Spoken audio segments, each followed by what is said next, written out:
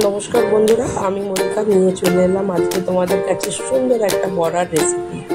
তো সবার প্রথমে দেখো, ভেজানো গোবিন্দভোগ চাল, মুসুর ডাল এবং একটা বাটিতে নেওয়া আছে সর্ষে পোস্ত আর ফ্রেশ মোরলা মাছ কেটে বেছে পরিষ্কার করে রাখা রয়েছে, দেখতেই পাচ্ছ বেশ বড় বড়। লাউ পাতা, পেঁয়াজ কুচি, কাঁচা লঙ্কা কুচি। সবার প্রথমে আমরা গোবিন্দভোগ চাল, মুসুর ডালটা মিক্সিতে পেস্ট করে নিয়ে একটা পাত্রে রেখে তার মধ্যে নুন আর হলুদ দিয়ে রেখে দিয়েছি। তার পাশে রয়েছে মোরলা মাছ, আর তার মধ্যেও একটুখানি নুন হলুদ দিয়ে রাখছি, যেহেতু আমাদেরকে ম্যারিনেট করতে হবে তার জন্য। আর তার পাশে যে সর্ষে পোস্তটা ছিল সেইটাকে আমরা মিক্সিতে পেস্ট করে নিয়েছি, করে সেটা রেডি করে রেখেছি। এবার ব্যাটারের মধ্যে একটু লঙ্কা গুঁড়ি আর কালো জিরে দিয়ে দিলাম। তার মধ্যে দিয়ে দেব একটু আন্দাজ মতন আদা রসুন এবং তার সঙ্গে দিয়ে দেবো বেসন গুঁড়ি। যেহেতু বেসনটা একটু থিক হবে ব্যাটারটা, ওর জন্যে বেসনটা আমাদেরকে দেওয়া। আচ্ছা, এরপরে দিয়ে দিচ্ছি কুচি করে কাটা পেঁয়াজ এবং তার সঙ্গে রয়েছে কাঁচা লঙ্কা কুচি। তার মধ্যে ঢেলে দিয়ে তার মধ্যে সর্ষে পোস্ত বাটাটা ওর মধ্যে দেওয়া হলো। এটা টোটালটাই মাছের মধ্যে ম্যারিনেট করা হবে। এবার এর মধ্যে একটু সুস্বাদু করার জন্য আমরা সর্ষের তেল দিয়ে দিচ্ছি।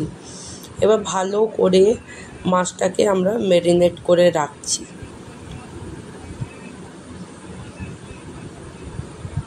প্রত্যেকটা মাছ যাতে মশলার মধ্যে একদম লাগানো যায়, আর একটু সাবধানে মাখতে হবে, যেহেতু মাছে একটু কাঁটা আছে, আমার হাতে একটু ফুটে গেছিলো কাঁটা। তো খুব সাবধানে তোমরা কিন্তু মাছটার মধ্যে মশলাটা মাখিও। দেখতেই পাচ্ছ খুব সুন্দর করে কিন্তু আমি মশলাটা মাখিয়ে নিচ্ছি মাছটার মধ্যে।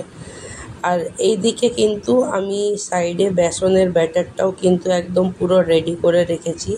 এবার ব্যাটারটা খুব ভালো করে বেসনটা দিয়ে চাল আর মুসুর ডাল বাটার যে ব্যাটারটা ছিল ওইটা ভালো করে ম্যারিনেট করে নিচ্ছি। ওইটা মেখে ভালো করে একদম স্মুথ একটা পেস্ট বানিয়ে নিচ্ছি, যাতে একদম থিক হয়।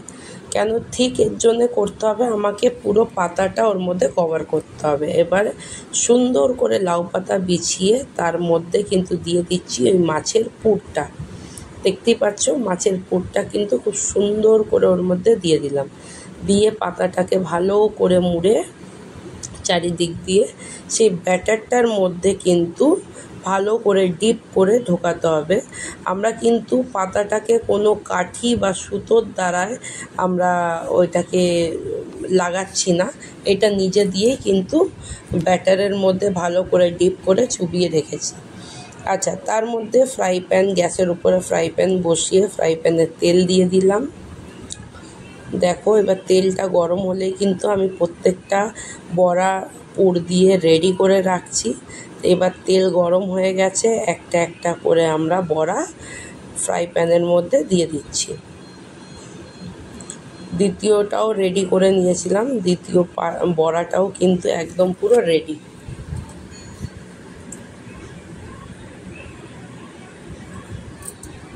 দেখতেই পাচ্ছ খুব সুন্দর কিন্তু বড়াটা, দ্বিতীয় বড়াটাও পাশের মধ্যে দিয়ে দেওয়া হলো।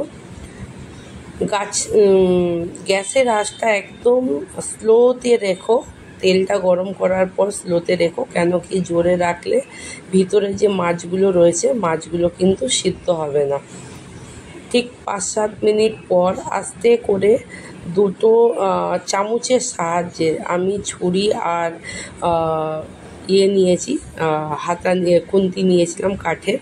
তোমরা কিন্তু দুখানা যে কোনো খুন্তি হোক চামচ হোক ওর সাহায্যে উল্টাবে, কেন কি অত বড় তো একসাথে তোমরা উল্টে দিতে পারবে না।